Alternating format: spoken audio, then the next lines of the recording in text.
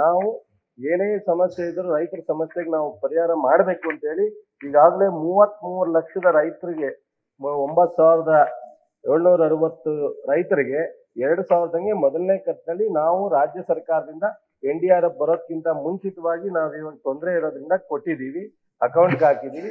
ಇನ್ನೂ 2 ಲಕ್ಷ ಜನಕ್ಕೆ ಅದು 2,000 ಹೋಗ್ಬೇಕಾಗಿದೆ. ಸೊ ನಾವು ಮತ್ತೆ ಪ್ರಯತ್ನದಲ್ಲಿದ್ದೀವಿ. ಇವತ್ತಲ್ಲ ನಾಳೆ ಕೇಂದ್ರ ಸರ್ಕಾರದ ನಿರೀಕ್ಷೆಯಲ್ಲೂ ಇದ್ದೀವಿ. ತಕ್ಷಣ ಬಂದ್ರೆ ನಾವು ಆಲ್ರೆಡಿ FID ಎಲ್ಲ ಇರೋದ್ರಿಂದ 1 ವಾರದೊಳಗೆ ಹಣ ಅವರ ಅಕೌಂಟ್ಗೆ ಹೋಗ್ತಕ್ಕಂಥ ಸಿಸ್ಟಮ್ ಅನ್ನ ನಾವು ಕ್ರಿಯೇಟ್ ಮಾಡಿದ್ದೀವಿ. ಯಾವುದೇ ತರದ ತೊಂದರೆ ಇಲ್ದಂಗೆ ನೋಡ್ಕೋತೀವಿ. ಮತ್ತು ಆ ಒಂದು ಗೈಡ್ಲೈನ್ಸ್ ಅಡಿನಲ್ಲಿ ಮಳೆ ಆಶ್ರಿತ ಇದಕ್ಕೆ 8,500 ಇದೆ.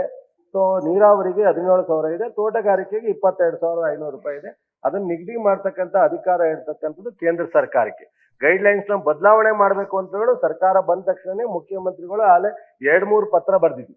ಇದು ಸಾಲಲ್ಲ, ಪರಿಹಾರ, ಇದನ್ನ ರಿವ್ಯೂ ಮಾಡಬೇಕು, ರಿವೈಸ್ ಮಾಡಬೇಕು ಅಂತ ಸಾಕು ಹೇಳಿದ್ವಿ. ಅಲ್ಲ, ನೀವು ಪದೇ ಪದೇ ಕೇಂದ್ರ ಸರ್ಕಾರವನ್ನ ನಾವು ಕೇಳಿದೀವಿ, ನಾವು ಪತ್ರ ಬರ್ದಿದೀವಿ, ಬರ್ಲಿಲ್ಲ ಅನ್ನೋದನ್ನ ಬಿಡಿ. ನಿಮ್ಮ ಜವಾಬ್ದಾರಿ ಏನಿದೆ ಅದನ್ನ ನಮ್ಮ ರಾಜ್ಯದ ಒಂದ್ ನಿಮಿಷ ಅವ್ರಿದ್ದಾರೆ, ನಾನ್ ಮಾತಾಡ್ಬಿಡ್ತೀನಿ, ಆಮೇಲೆ ನೀವು ಮಾತಾಡಿ. 1 ನಿಮಿಷ. ಇವತ್ತು ಇರತಕ್ಕಂಥದ್ದು ನಮ್ಮ ರೈತರು, ನಮ್ಮ ರಾಜ್ಯದ ರೈತರು, ಅನ್ನದಾತರು. ಈಗ ಅವ್ರಿಗಾಗಿರತಕ್ಕಂಥ ಸಮಸ್ಯೆಗೆ ಬೇರೆ ರೀತಿಯಲ್ಲಿ ಪರಿಹಾರ ನೋಡ್ಕೋಬೇಕಲ್ಲ. ಇವತ್ತು ನೀವು ನೋಡಿ, ಬರೀ 30 ಲಕ್ಷ ಅಂತ ತೋರಿಸ್ತಾ ಇದ್ದೀರಿ. 30 ಲಕ್ಷ ಮಾತ್ರ ಬೆಳೆ ನಾಶ ಆಗಿರತಕ್ಕಂಥ ರೈತರು ಇದ್ದಾರೆ ರಾಜ್ಯದಲ್ಲಿ. 1 ಕೋಟಿಗಿಂತ ಹೆಚ್ಚಿದ್ದಾರೆ. ನೀವು ಇನ್ನೂ 2 ಲಕ್ಷ ಕೊಡಬೇಕು ಅಷ್ಟೇ ಅಂತ ಹೇಳ್ತಾ ಇದ್ದೀರಿ. ಸಚಿವರು ತಪ್ಪು ಮಾಹಿತಿ ಕೊಡ್ತಾ ಇದ್ದೀರಿ, ಆಯ್ತಲ್ಲ ಸಭಾಪತಿಗಳೇ? ನೋಡಿ, ನಾವು ಕೇಳ್ತಾ ಇದ್ರೆ ಅವ್ರು ನಕ್ಕೊಂಡು ಕೂತಿದ್ದಾರೆ. ಸಚಿವರು ಜವಾಬ್ದಾರಿಯಿಂದ ಉತ್ತರ ಕೊಡಲ್ಲ. ನಾವ್ ಏನ್ ಮಾಡ್ಬೇಕು? ಯಾಕೆ ಪ್ರಶ್ನೆ ಕೇಳ್ಬೇಕು? ನನಗಿಲ್ಲ. 1 ನಿಮಿಷ ಮಾತಾಡಿದ್ರೆ ನಾವು ರಾಜಕೀಯ ಮಾತಾಡ್ತೀವಿ ಅಂತಾರೆ. ಅಲ್ಲ, 1 ನಿಮಿಷ ಇರ್ರಿ ಸುರೇಶಣ್ಣ, ಯಾಕೆ ನೀವು ಅಷ್ಟೊಂದು ಮಾಡ್ತೀರಾ? ಯಾವಾಗ ನಾವು ಪ್ರಶ್ನೆ ಕೇಳಿದ್ರೆ ನೀವು ಎಗಿರಿ ನಿಂತ್ಕೊಂಡ್ಬಿಡ್ತೀರಪ್ಪ ನೀವು. ಜವಾಬ್ದಾರಿಯಿಂದ ಇದ್ದಾರೆ, ಅವ್ರು ಉತ್ತರ ಕೊಡ್ಲಿ. ಅವ್ರಿಗೆ ಹೇಳಿ ಜವಾಬ್ದಾರಿ ಇಲ್ಲ ಅಂದ್ರೆ ಈಗ ಕೊಡ್ಲಿ. ಸಂಬಂಧಪಟ್ಟ ಸಚಿವರು ನೋಡಿ, ಸಭಾಪತಿಗಳೇ, ಈಗ ಈ ಸರ್ಕಾರ ಬಂದ ಮೇಲೆ ಈ ಇಲಾಖೆ ವತಿಯಿಂದ 4 ಬಾರಿ ಪ್ರಶ್ನೆ ಕೇಳ್ತಾ ಇದ್ದೀನಿ. 1 ನಿಮಿಷ.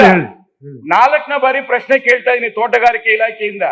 1 ಬಾರಿ ಕೂಡ ಸಚಿವರು ಕೂತು ನನಗೆ ಉತ್ತರ ಸಿಕ್ಕಿಲ್ಲ. ನನ್ನ ನೋವಿದೆ ಅದು. ಇವತ್ತಾದ್ರು ಬರ್ತಾರೆ, ನನಗೆ ಉತ್ತರ ಕೊಡ್ತಾರೆ. ಅವ್ರ ಹತ್ರ ಇನ್ನಷ್ಟು ಪ್ರಶ್ನೆ ಕೇಳೋಣ ಅಂತ ನಾನಿದ್ದೆ. ಪಾಪ ಇವರು ಅಗ್ರಿಕಲ್ಚರ್ ಮಿನಿಸ್ಟರ್ ಬಂದು ಕೂತಿದ್ದಾರೆ. ಯಾವಾಗಲೂ ಅವರೇ ಉತ್ತರ ಕೊಡ್ತಾರೆ ನನಗೆ. ಬೇಕಾಗಿರತಕ್ಕಂಥದ್ದು ಇವತ್ತು ಅಲ್ಲ, ಅದನ್ನೇ ಏನು ಮಾಹಿತಿ ಕೊಟ್ಟಿದ್ದೀರ? ಹೇಳಪ್ಪ, ನಾ ಹೇಳ್ತೀನಿ ನೋಡಿ ಸಭಾನಾಯಕರೇ, ನೆಕ್ಸ್ಟ್ ಟೈಮ್ ಆ ಮಿನಿಸ್ಟರ್ ಕರೆದು ಇನ್ನೊಂದ್ಸರಿ ಅಲೋ ಮಾಡ್ತೀನಿ, ಅವ್ರು ಕೇಳ್ಬರ್ತೀವಿ. ಕರೆಸಿ ಸಂಬಂಧಪಟ್ಟದ ಮಂತ್ರಿ ನೆಕ್ಸ್ಟ್ ಇಷ್ಟ ಬೇಕು ನಿನ್ಗೆ, ಅವ್ರ ಮಿನಿಸ್ಟರ್ ಬೇಕು, ನನ್ಗೆ ಇಷ್ಟ ಹೇಳ. ನೀನ್ ಹೇಳಿದಿ ಮಾತು. ಆಯ್ತು ಗುರುಗಳೇ, ನಾನ್ ನಿಮ್ಗೆ ಹೇಳೋದು ಈ ಸದನ ಮುಗಿಯೋಷ್ಟೊಳಗೆ ನನಗೆ ಉತ್ತರ ಕೊಡಿಸ್ತೀನಿ. ರೈಟ್. ಅನುಕ್ಷಣದ ಸುದ್ದಿಗಳಿಗಾಗಿ ವಿಸ್ತಾರ ನ್ಯೂಸ್ ಯೂಟ್ಯೂಬ್ ಚಾನೆಲ್ ಸಬ್ಸ್ಕ್ರೈಬ್ ಮಾಡಿ. ಹೊಸ ಸುದ್ದಿಗಳ ನೋಟಿಫಿಕೇಶನ್ಗಾಗಿ ಬೆಲ್ ಐಕಾನ್ ಕ್ಲಿಕ್ ಮಾಡಿ. ಲೇಟೆಸ್ಟ್ ಅಪ್ಡೇಟ್ಸ್ಗಾಗಿ www.vistaranews.com ವೆಬ್ಸೈಟ್ಗೆ ವಿಸಿಟ್ ಮಾಡಿ. ಅಂಗೈಯಲ್ಲೇ ಜಗತ್ತಿನ ಸುದ್ದಿ ತಿಳಿಯಲು ವಿಸ್ತಾರ ನ್ಯೂಸ್ ಕನ್ನಡ ಆಪ್ ಡೌನ್ಲೋಡ್ ಮಾಡಿ.